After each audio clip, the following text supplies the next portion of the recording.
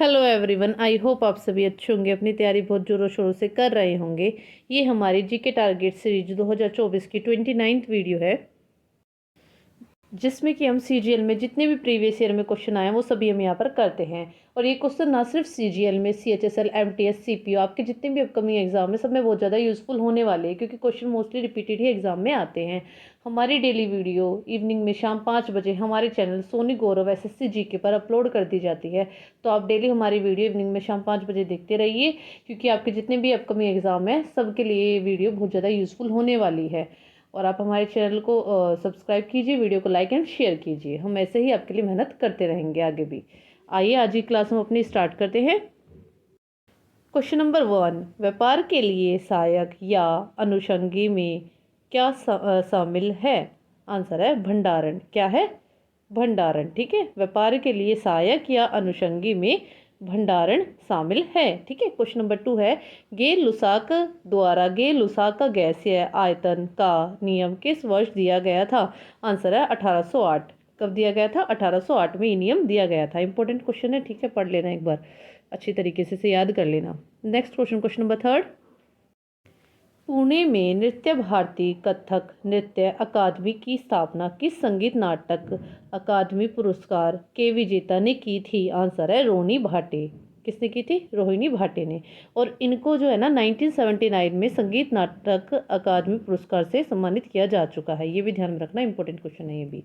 Question number 4, dash gas का उपयोग विरंजक चूर्ण के उत्पादन के लिए किया जाता है? आंसर है क्लोरीन। किसका? क्लोरीन गैस का उपयोग किया जाता है। किसके लिए? विरंजक चूर्ण के उत्पादन के लिए किया जाता है। किस चूर्ण के लिए? विरंजक चूर्ण के लिए। ठीक है। क्वेश्चन नंबर 5 है, किस क्रांतिकारी ने अपने मुकदमे के दौरान कहा था कि वह बम और पिस्तौल के पद का महिमा मंडन नहीं करना चाहते थे, बल्कि समाज में क्रांति चाहते थे? आंसर है भगत सिंह। किसने कही थी? भगत सिंह ने। ठीक है। क्वेश्चन नंबर 6 है, हड़प्पा सभ्यता के मेहरगढ़ पुरस्थल में किस प्रकार के घर के अवशेष मिले हैं? आंसर है वर्गाकार या आयताकार।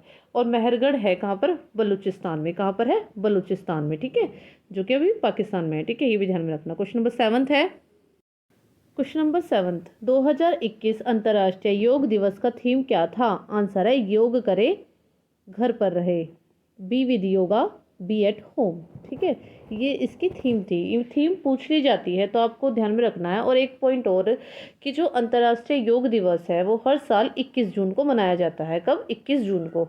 और कब से? 2015 से। और एक चीज़ और ध्यान रखना कि ये तो 2021 का पूछा है इसमें, लेकिन अभी करंट में 2023 का हुआ है, तो उसकी थीम क्या थी वो भी आपको ध्यान में रखना है, एग्जाम पॉइंट ऑफ व्यू से इंपॉर्टेंट। योगा फॉर वासुदेव कुटुंबकम। क्या थी 2023 की थीम? योगा फॉर वासुदेव कुटुंबकम। ठीक है, ये इसकी 2023 की अंतर्राष्ट्रीय योग दिवस की थीम थी। क्या थी? योगा फॉर वासुदेव कुटुंबकम। ठीक है, 2023 की अंतर्राष्ट्रीय योग दिवस की थीम थी। ठीक है, योग जो बनाया गया था यहाँ पर। ठीक है। क्वेश्चन नंबर 8 है, अदालतों के किस विशेष आदेश का अर्थ है गिरफ्तार व्यक्ति को अदालत के समक्ष पेश किया जाना चाहिए? ठीक है, इसका आंसर है बंदी प्रत्यक्षीकरण। ठीक है, क्या है? बंदी प्रत्यक्षीकरण। क्या है? बंदी प्रत्यक्षीकरण। ये जो रेट्स होते हैं संविधान में, वो 5 टाइप के रेट्स हैं, उनमें से एक यही है, बंदी प्रत्यक्षीकरण। ठीक है, ध्यान में रखना है भी। क्वेश्चन नंबर 8 है, नाइन्थ, किस राज्य सरकार ने महिला उद्यमियों को सहायता प्रदान करने के लिए मातृ शक्ति उद्यमिता योजना शुरू की है? आंसर है हरियाणा। किस सरकार ने? हरियाणा ने। क्वेश्चन नंबर 10, किसने 1498 में भारत के लिए समुद्र मार्ग की खोज की थी? आंसर है वास्को डी गामा। किसने की थी? Vasco D gamma. और ये कहाँ पर आए थे? कलिकट जो पोर्ट है, जो कि कहाँ पर है? केरला में। ठीक है, वहाँ पर ये आए थे। और ये पोर्तुगल्स थे, ये भी ध्यान में रखना, पोर्तुगीज थे ये। और ये यहाँ पर क्या करने आए थे? भारत में मसाले का बिजनेस करने आए थे। ठीक है, 1498 में। ठीक है, ध्यान में रखना, ये पूछा गया है एग्जाम में बहुत ज़्यादा कि 1498 में कौन आए थे भारत में? वास्को डी गामा आए थे। और ये क्या थे?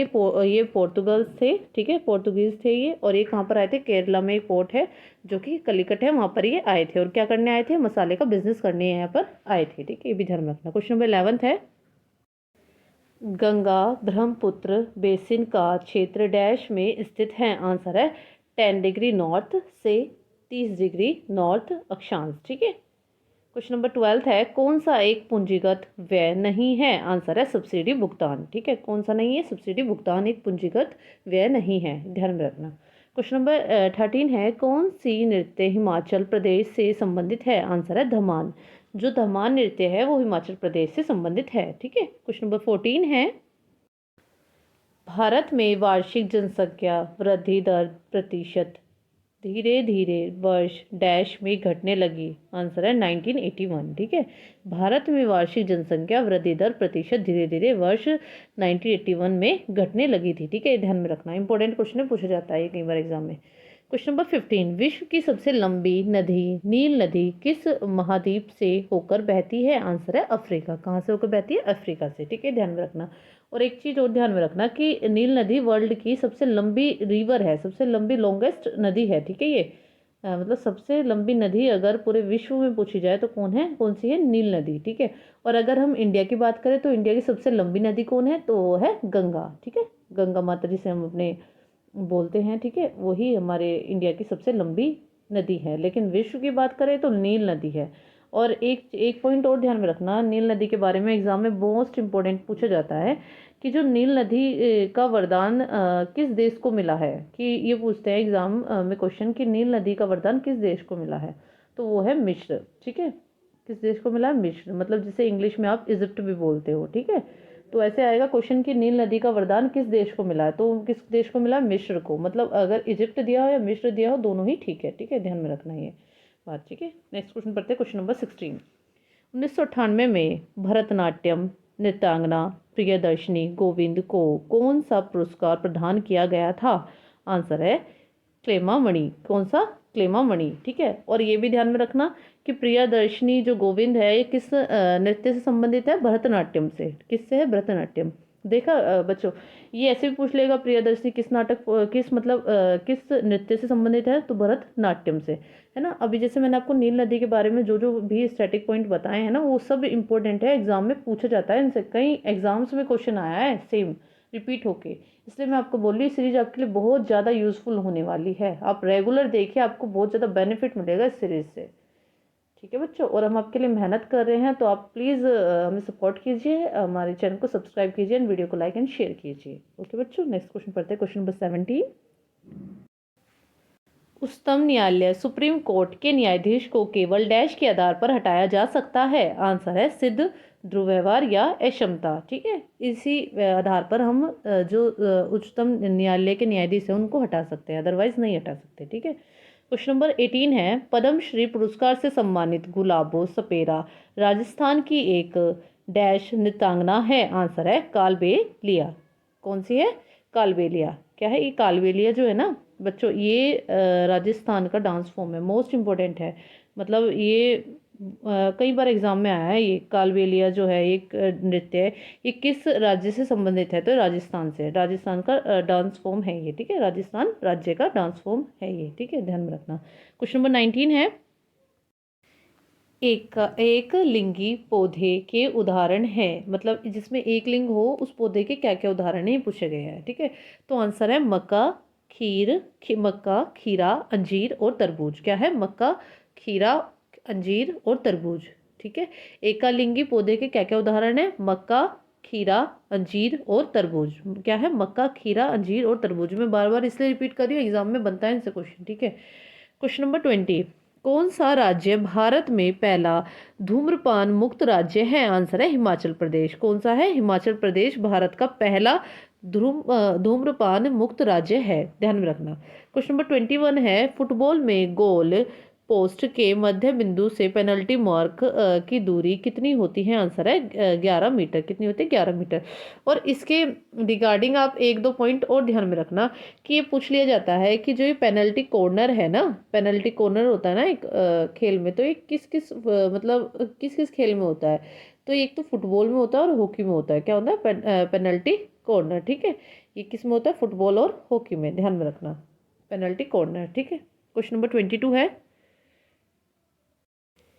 1893 में किस स्विस रसायनज्ञ ने सबसे पहले उन अकार्बनिक पदार्थों रासायनिक यौगिकों की आणविक संरचना को समझाया था जिसमें कार्बन नहीं होता है?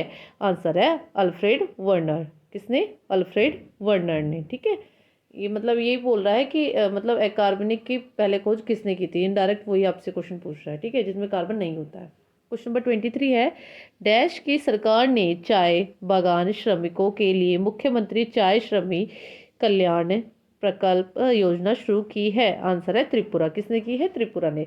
और अगर मैं आपसे त्रिपुरा की कैपिटल पूछ लूँ तो वो क्या होती है? किसी को पता है त्रिपुरा की कैपिटल क्या होती है? त्रिपुरा की कैपिटल होती है अगरतला। क्या होती है? अगरतला। और इनकी यहाँ पे सीएम कौन है? मतलब मुख्यमंत्री मानिक शाह। ठीक है, पूछ लेगा एग्जाम में, आपको पता ही है बच्चों कि पूछा जाता है कि इस राज्य के मुख्यमंत्री कौन है या इस राज्य की कैपिटल क्या है, राजधानी क्या है। ठीक है, तो वो भी ध्यान में रखना। त्रिपुरा की कैपिटल क्या है? अगरतला। और यहाँ पे मुख्यमंत्री कौन है? मतलब CM, chief minister Manik Shah ji. ठीक है, क्वेश्चन नंबर 24 है,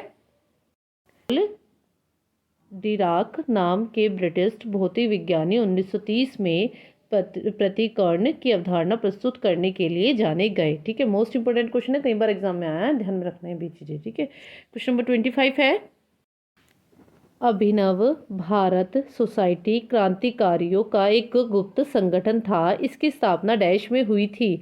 आंसर है बॉम्बे प्रेसिडेंसी। ठीक है, कहाँ पर, कहाँ हुई थी? बॉम्बे प्रेसिडेंसी। देखिए, इसके बारे में एक दो क्वेश्चन और है, मोस्ट इंपॉर्टेंट है, एग्जाम में भर भर के इससे क्वेश्चन आते हैं कि इसकी स्थापना की किसने थी? इसकी स्थापना की थी विनायक दामोदर सावरकर जी ने। किसने की थी? विनायक दामोदर सावरकर जी ने। कब की थी? 1904 में। ठीक है, किसकी की थी? जो देखो, ये अभिनव भारत सोसाइटी क्रांतिकारियों का एक गुप्त संगठन था, इसकी स्थापना किसने की थी? विनायक दामोदर सावरकर जी ने। कब की थी? 1904 में। और इसकी स्थापना हुई कहाँ पर थी? बॉम्बे प्रेसिडेंसी में। ठीक है, ध्यान रखना, मोस्ट इंपोर्टेंट क्वेश्चन है ये आपका। ठीक है, एग्जाम में आता है इससे क्वेश्चन। तो बच्चों, आज हमने फिर अपने पूरे 25 क्वेश्चन कर दिए हैं। आई होप आपको ये वीडियो बहुत ज़्यादा अच्छी लगी होगी। ऐसे ही हमारी वीडियो डेली देखते रहिए। हमारी वीडियो डेली इवनिंग में शाम 5 बजे हमारे चैनल सोनी गौरव एसएससी जीके पर अपलोड कर दी जाती है। तो आप ऐसे ही हमारी वीडियो रेगुलर देखें, क्योंकि जितने भी आपके अपकमिंग एग्जाम्स हैं सब में बहुत ज़्यादा ये सीरीज यूज़फुल होंगी, आपको इनसे बहुत ज़्यादा बेनिफिट मिलेगा। और ऐसे ही हमको सपोर्ट करते रहिए। हमारी वीडियो को लाइक कीजिए, शेयर कीजिए एंड हमारे चैनल को सब्सक्राइब कीजिए। Okay, bye, take care. Thank you. Have a nice day.